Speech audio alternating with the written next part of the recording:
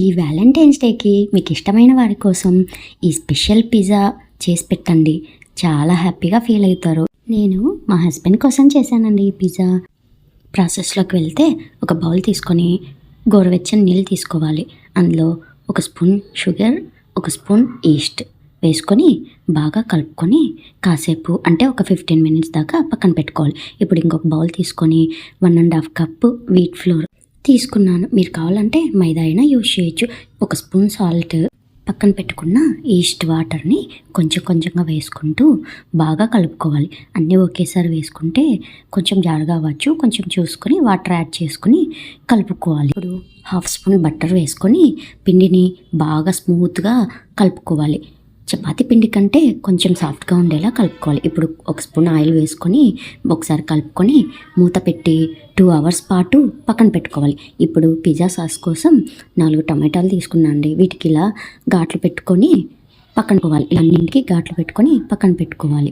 ఇప్పుడు బాయిల్ అవుతున్న వేడి నీటిలో ఇవి టమాటాలన్నీ ఒకదాని తర్వాత ఒకటి వేసుకొని మూత పెట్టుకొని మగ్గించుకోవాలి. 15 మినిట్స్ తర్వాత మగ్గిన ఈ టమాటాలని ఒక బౌల్లోకి తీసుకోవాలి. తర్వాత వీటిపైన స్కిన్ ఉంది కదా, ఇది మొత్తం అంతా తీసేసుకొని పక్కకు పెట్టుకోవాలి. ఇలా మొత్తం ఉడికిన టమాటాలన్నింటినీ వాటి స్కిన్ అంతా తీసేసి పక్కన పెట్టుకోవాలి. ఇలా స్కిన్ తీసిన టమాటాలని చిన్న చిన్న పీసెస్గా కట్ చేసుకొని పక్కన పెట్టుకోవాలి. ఇప్పుడు ఒక జార్ తీసుకొని ఈ టమాటాలన్నింటినీ వాటిలో వేసుకొని మెత్తగా గ్రైండ్ చేసుకోవాలి. ఎక్కడా కూడా ఉండలేకోకుండా బాగా మెత్తగా గ్రైండ్ చేసుకోవాలి. ఇప్పుడు ఒక కడాయి తీసుకొని ఒక స్పూన్ ఆయిల్ వేసుకొని దీంట్లో కట్ చేసుకున్న వెల్లుల్లిపాయ వేసుకొని బాగా ఫ్రై చేసుకోవాలి. తర్వాత మనం గ్రైండ్ చేసి పెట్టుకున్న ప్యూరీ ఉంది కదా, అది వేసుకొని బాగా మిక్స్ చేసుకోవాలి. తర్వాత మూత పెట్టుకొని కాసేపు మగ్గించుకోవాలి. అది మగ్గిన తర్వాత ఇక్కడ నేను కాశ్మీరీ రెడ్ చిల్లీ పౌడర్ వాడుతున్నానండి. తర్వాత చిల్లీ ఫ్లేక్స్, సాల్ట్ ఇవన్నీ వేసుకొని బాగా కలుపుకోవాలి. అంతే అండి, పిజ్జా సాస్ రెడీ. ఇప్పుడు పిజ్జా మీద టాపింగ్స్ కోసం ఒక బౌల్ తీసుకొని ఉప్పు, కారం, ధనియా పొడి, పన్నీర్ వేసుకొని బాగా కలుపుకొని పక్కన పెట్టుకోవాలి. తర్వాత పిండిని చూస్తే బాగా డబల్ అయ్యిందండి. చూడండి ఎంత బాగా డబల్ అయ్యిందో, బాగా పొంగింది. ఈ పిండిని అంతటిని ఒకసారి కలుపుకొని చపాతీ పీట ఉంటుంది కదా, అది తీసుకొని దాని మీద కొంచెం పొడి వేసుకొని ఇలా పిండిని మొత్తం ఒత్తుకోవాలి.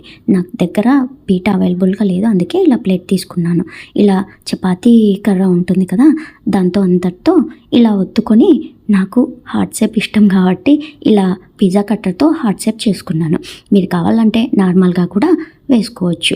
ఇక్కడ ఎక్స్ట్రా ఉన్న పిండిని అంతా తీసి పక్కన పెట్టేసుకొని ఇప్పుడు ఒక ప్లేట్ తీసుకొని ఆయిల్ అప్లై చేసి మనం రెడీ పెట్టుకున్న పిజ్జా బేస్ని వేసుకొని మనం రెడీ చేసి పెట్టుకున్న పిజ్జా సాస్ని ఇందులో అప్లై చేసుకోవాలి. దీనిపైన రెడీ చేసి పెట్టుకున్న పన్నీర్, నేను ఇంకా పైన దీని కోసం స్వీట్ కార్న్ చిన్న పీసెస్గా కట్ చేసి పెట్టుకున్న క్యాప్సికమ్, తర్వాత చీజ్ ఇవన్నీ వేసుకొని రెడీ చేసుకున్నానండి. అడుగు మందంగా ఉన్న ఒక బౌల్ తీసుకొని అందులో ఉప్పు లేదా ఇసుక వేసుకొని స్టాండ్ పెట్టుకొని ఒక 15 నిమిషాలు ప్రీహీట్ చేసుకొని మనం రెడీ చేసి పెట్టుకున్న పిజ్జాని ఇందులో పెట్టి 20 మినిట్స్ వరకు లో టు మీడియం ఫ్లేమ్లో కుక్ చేసుకోవాలి. అంతే అండి, ఎంతో టేస్టీగా ఉండే పిజ్జా రెడీ. దీనిపై చిల్లీ ఫ్లేక్స్, ఆరిగానో వేసుకోవాలి. మీరు కూడా ట్రై చేసి ఎలా వచ్చిందో కామెంట్ సెక్షన్లో చెప్పండి. వీడియో నచ్చితే లైక్ చేయండి. Please subscribe to my channel.